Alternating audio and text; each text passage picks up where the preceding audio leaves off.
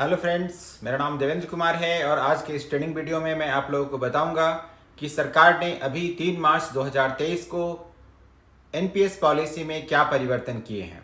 इससे पहले भी 17 फरवरी 2020 को कुछ परिवर्तन किए गए थे और उसके अंतर्गत कुछ एम्प्लॉयज़ को जो एलिजिबल थे उनको ओल्ड पेंशन स्कीम के लिए वन टाइम ऑप्शन दिया गया था।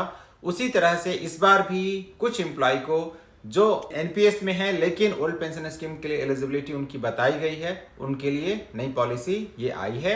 तो चलिए देखते हैं कि पहले क्या पॉलिसी आई थी और अभी क्या पॉलिसी आई है। तो जो 17 फरवरी 2020 को पॉलिसी आई थी, उस पॉलिसी में कहा गया था, उसका जो सब्जेक्ट था वो ये था कि coverage under central civil services pension rule 1972 in place of NPS of those central government employees whose selection for appointment was finalised. इस पे ध्यान देने की जरूरत है।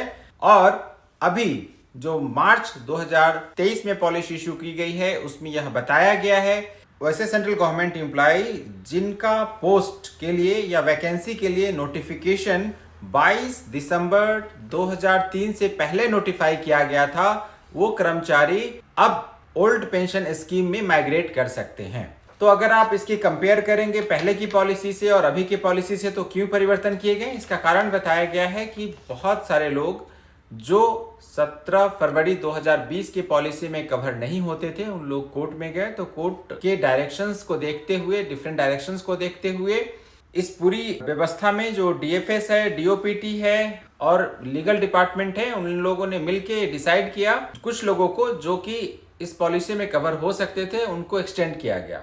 इसके तहत ये बताया गया कि वो केंद्र सरकार के कर्मचारी जिनकी पोस्ट के लिए वैकेंसी नोटिफाई कर दी गई थी 22 दिसंबर 2003 से पहले, वो सभी एलिजिबल होंगे। तो यह वन टाइम एक्सरसाइज होगा। वैसे कर्मचारी जो इस ब्रैकेट में आते हैं वो अपना ऑप्शन एक्सरसाइज कर सकते हैं। ऑप्शन एक्सरसाइज करने की जो तारीख है वो 31 अगस्त 2023 दी गई है। और ऐसे कर्मचारी की जो भी प्रक्रिया है उनको ओल्ड पेंशन स्कीम में एलिजिबिलिटी फिक्स करने की बेस्ड ऑन उनके आवेदन के आधार पे, उनके ऑप्शन के आधार पे 31 अक्टूबर 2023 तक फाइनलाइज कर लिया जाएगा। और जो कर्मचारी इसमें फॉल करेंगे, जिनका वन टाइम ऑप्शन एक्सरसाइज किया है और जो एलिजिबल हैं, उनके एनपीएस अकाउंट 31 दिसंबर 2023 से बंद कर दिए जाएंगे। लेकिन अगर आपने इसका ऑप्शन एक्सरसाइज नहीं किया तो आप एनपीएस में ही रहेंगे। अगर आप इस ब्रैकेट में भी फॉल करते हैं और ऑप्शन एक्सरसाइज नहीं किया तो आप ओल्ड पेंशन स्कीम में माइग्रेट नहीं कर पाएंगे। इसलिए मेरा सभी लोगों से निवेदन रहेगा कि जो कर्मचारी, केंद्रीय कर्मचारी इस ब्रैकेट में, इस पॉलिसी के तहत एलिजिबल हैं या इस पॉलिसी के तहत कवर होते हैं, वो अपना एक्सरसाइज जरूर करें। ऑप्शन एक्सरसाइज करने के बाद आपकी जो आवेदन होंगी, आपकी जो ऑप्शन की प्रक्रिया है, उसको अपॉइंटमेंट अथॉरिटी के पास रखा जाएगा और ड्यू अप्रूवल के बाद आपको नए पेंशन स्कीम से ओल्ड पेंशन स्कीम में माइग्रेट करा दिया जाएगा। और आपके जो कॉर्पस जमा हुए हैं, अभी तक आपने जो कंट्रीब्यूशन दिए हैं और गवर्नमेंट ने जो कंट्रीब्यूशन दिया है, इसके जो पैसे आपके एनपीएस के अकाउंट में हैं, उस पैसे को ट्रांसफर कर दिया जाएगा आपके जीपीएफ में। प्लस नया जो आपका ओल्ड पेंशन स्कीम खुलेगा, उस अकाउंट में आपके जो जीपीएफ के कंट्रीब्यूशंस हैं वो जाने शुरू हो जाएंगे। और इसके लिए पूरी प्रक्रिया और नोटिफिकेशन इसी पॉलिसी के तहत जारी कर दी गई है। सभी से मेरा अनुरोध रहेगा कि आप इस पॉलिसी को अच्छे से देख लें, इसमें जो ऑप्शंस का दिया गया है उस ऑप्शन को एक्सरसाइज कर लें और ओल्ड पेंशन स्कीम का फायदा ले लें। या ऑप्शन वन टाइम दिया गया है, तो जो भी ऑप्शन आप देंगे, ऑप्शन एक बार आपने एक्सरसाइज कर लिया वो फाइनल होगा, उसको उसमें परिवर्तन नहीं किया जाएगा। अगर आप पुराने वाले 17 फरवरी 2020 की पॉलिसी के बारे में विशेष जानना चाहते हैं तो मेरे वीडियो को आप क्लिक कर सकते हैं, पुराने वीडियो को, और देख सकते हैं।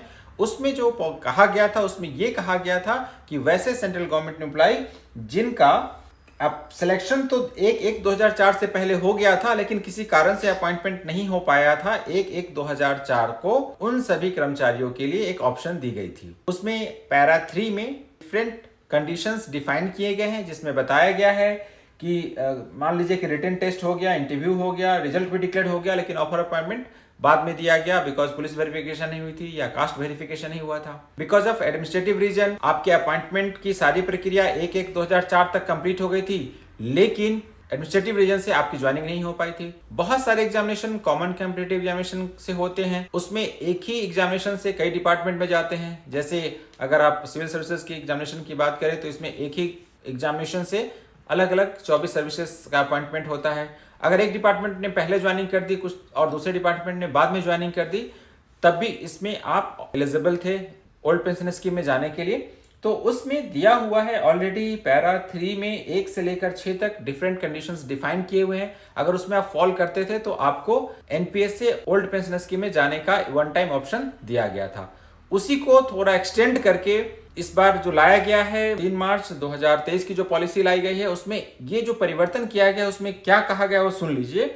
इसमें कहा गया है कि अगर आपकी पोस्ट वैकेंसी 22 दिसंबर 2003 से पहले नोटिफाई हो गई थी तो भी आप एलिजिबल होंगे। जबकि जो फरवरी की पॉलिसी है उसमें कहा गया था कि अगर आपका रिजल्ट जो है सिलेक्शन प्रोसीजर जो है वो अगर फाइनलाइज हो गया था 1/1/2004 तक, तो इसको जो सिलेक्शन प्रोसीजर था उसको और एक स्टेप पीछे ले जाया गया है। मार्च 2023 की पॉलिसी में वैकेंसी नोटिफिकेशन के डेट को कट ऑफ डेट रखा गया है। तो ये दोनों ही पॉलिसी में अंतर है और इससे जो कवरेज है वो थोड़ा सा और अधिक लोगों तक पहुंच गया है। तो अगर आप इस ब्रैकेट में हैं तो जरूर ऑप्शन एक्सरसाइज करें और ओल्ड पेंशन स्कीम का लाभ लें। धन्यवाद।